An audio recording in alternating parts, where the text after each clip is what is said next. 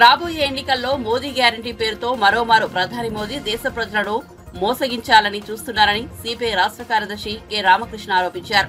విజయవాడలో ఆయన మీడియాతో మాట్లాడారు. 2014 ఎన్నికల్లో ఇచ్చిన హామీలను నేటి వరకు బీజేపీ సర్కార్ అమలు చేయలేదన్నారు. బీజేపీ అధికారంలోకి వస్తే ధరలు తగ్గిస్తామని, రైతులకు గిట్టుబాటు ధరలు కల్పిస్తామని గతంలో ఇచ్చిన హామీలు నేటి వరకు అమలు చేయలేదని విమర్శించారు.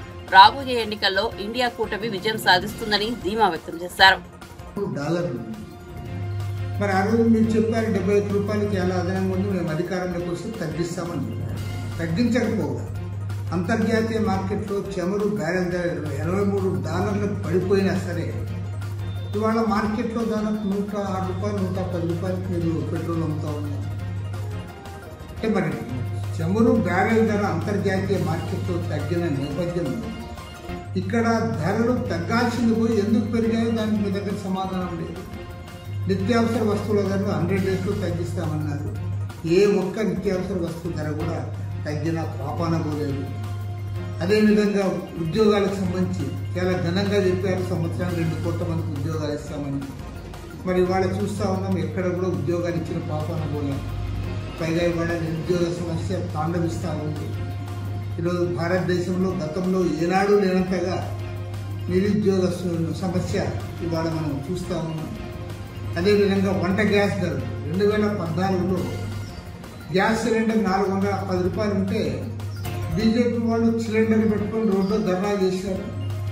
ఇవాళ 1160 రూపాయలకు అమ్ముతా ఉన్నారు. దానిపైన మాట్లాడే దిక్కు లేకుండా కాబట్టి ఉద్యోగాలు ఇవ్వలేకపోయారు, ధరల సమస్య పరిష్కారం చేయలేకపోయారు.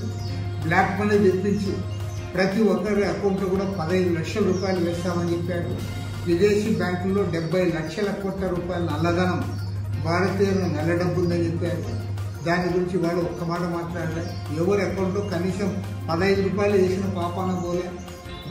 కాబట్టి మీ గ్యారెంటీకి గతంలో ఇచ్చిన గ్యారెంటీలకి దిక్కు లేనప్పుడు ఇవాళ ఏ రకంగా మీరు ఇచ్చే గ్యారెంటీలకు జవాబు ఇస్తారో సమాధానం.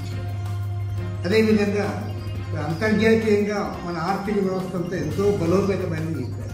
2014లో ఒక డాలర్కి 59 రూపాయలు ఉంటే దాన్ని ఎద్దేవో చేశారు మీరు. ఇవాళ డాలరు 84 రూపాయలు. అంటే రూపాయలు తగ్గిందా పెరిగిందా దానికి మీరే సమాధానం చెప్పాలి. కాబట్టి అన్ని రంగాల్లో ఈ ప్రభుత్వం విఫలమైంది.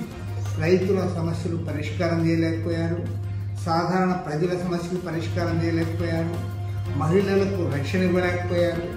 చివరికి మహిళా రెజిడెంట్ వారు బీజేపీ నాయకులు బ్రిజ్భూషణ్కు వ్యతిరేకంగా పెద్ద ఎత్తున పోరాటం చేస్తే కానీ వారికి న్యాయం దక్కని పరిస్థితి.